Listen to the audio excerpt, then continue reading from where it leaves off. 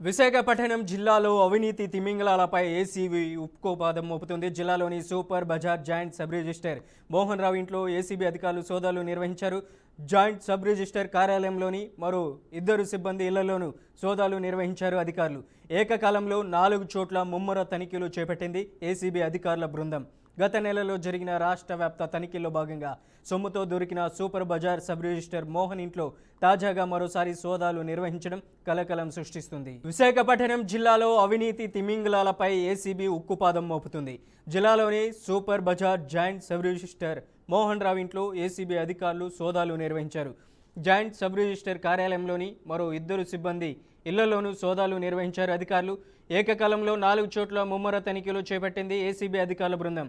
గత నెలలో జరిగిన రాష్ట్ర వ్యాప్త తనిఖీల్లో భాగంగా సొమ్ముతో దొరికిన super Bazar sub registrar Mohan ఇంట్లో తాజాగా మరోసారి సోదాలు నిర్వహించడం కలకలం సృష్టించింది.